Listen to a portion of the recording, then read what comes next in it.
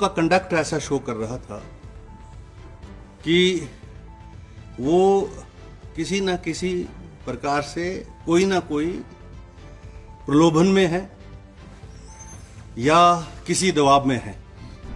और जो एग्जामिनेशन मैंने यहाँ किया उनका, उसमें उन्होंने इस बात को एडमिट किया कि हमने रेजिग्नेशन एक्सेप्ट होने से पहले राजनीतिक दल के रूप में भारतीय जनता पार्टी को ज्वाइन किया। यहाँ पर जो मैंने डेट रखी थी उसमें नहीं आए वो। हाई कोर्ट ने तो अभी जो मैटर डिस्पोज ऑफ किया है उसमें इस बात को दोनों माननीय जजों ने माना है कि स्पीकर के अधिकार क्षेत्र है रेजिग्नेशन को एक्सेप्ट करना और रिजेक्ट करना। मैंने इसको फाइनल ऑर्डर पर फिक्स कर दिया है। जो रेजिग्नेशन था वो 22 को हुआ, 22 मार्च, और 23 को तीनों माननीय विधायकों ने भारतीय जनता पार्टी को ज्वाइन कर लिया। 22 4 बजे के करीब, 3:30 बजे मुझे मिले, 2 बजे के करीब सेक्रेटरी के पास, टाइमिंग है उसमें सारी। तो रेजिग्नेशन तो अभी, क्योंकि उनसे तो कोई बातचीत हो नहीं सकी थी, और अगर उनकी प्रेजेंस ही जेन्युइननेस है, प्रेजेंस ही वॉलेंट्रीनेस है, तब तो फिर वो रूल नियम और मेरे जो अधिकार क्षेत्र है इसका कोई मतलब नहीं है। ये मेरा प्रेरोगेटिव है कि वॉलेंट्री है या नहीं इसकी छानबीन करूं, चूंकि 6+3 ने लोकसभा में जो है जो भारतीय जनता पार्टी के जो कैंडिडेट्स थे उनको वोट किया। तीनों का इकट्ठा वोट है। अब ये वोट उनका अधिकार है, मैं उसमें भी मैं जो है कोई टिप्पणी नहीं करना चाहता। लेकिन उनका कंडक्ट ऐसा शो कर रहा था कि वो किसी ना किसी प्रकार से कोई ना कोई प्रलोभन में है या किसी दबाव में है, क्योंकि 6+3 ये इकट्ठे रहे, और आज भी जो केंद्रीय एजेंसी है उनकी सिक्योरिटी इनके साथ है। तो इसलिए मुझे इंक्वायरी करना वाजिब और जायज़ था, और मैंने वो इंक्वायरी की, उनको बुलाया, तो उनका जवाब आया है मेरे पास।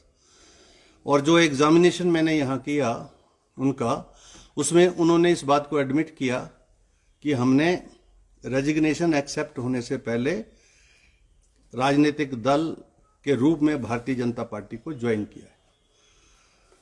और हमारा 10th शेड्यूल भी इजाजत नहीं देता, ना संविधान इजाजत देता है कि once you are elected as a independent then you have to stay as a independent, you can not join any political party. Once they have joined the political party, obviously now there are two things. This voluntariness regarding the resignation has two dimensions now. Whether the resignation is voluntary or not, or genuine or not, that is apart from the issue. Since they have joined the political party, and there is a petition with me from the Shri Jagat Singh Negi ji ने एक petition यहाँ डाली है कि इन्होंने 10th schedule को violet किया है। अब उसके लिए भी मैंने इनको नोटिस जारी किया। तो पिछले जो हमारी यहाँ पर जो मैंने डेट रखी थी उसमें नहीं आए वो, और यहाँ आज भी मैंने रखा था। आज none of the parties are present, maybe because of the electioneering and all that. अब हाई कोर्ट में भी गए, जैसा मैंने कहा, तो हाई कोर्ट ने तो अभी जो मैटर डिस्पोज ऑफ किया है उसमें इस बात को दोनों माननीय जजों ने माना है कि स्पीकर के अधिकार क्षेत्र है रेजिग्नेशन को एक्सेप्ट करना और रिजेक्ट करना। It is not that it is to be accepted, I can reject it also. और उसमें तो हम जो है हाई कोर्ट का कोई अधिकार क्षेत्र नहीं है। हाँ, एक चीफ जस्टिस साहब ने यह कहा कि स्पीकर के अधिकार क्षेत्र के ऊपर हम किसी तरह से कोई भी बंदिश नहीं लगा सकते।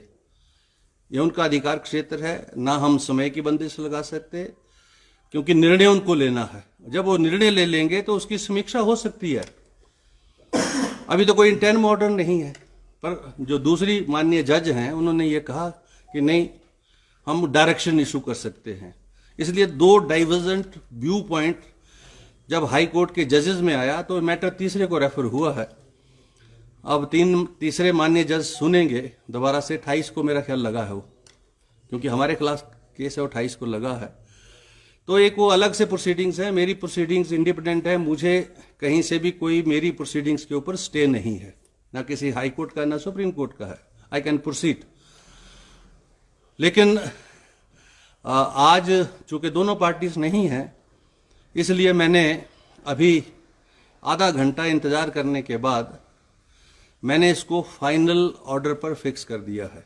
The final hearing with the final order, and that is expected in the end of this month or the first week of the June. So the date will be conveyed to the media, but it is fixed now for a final hearing and order.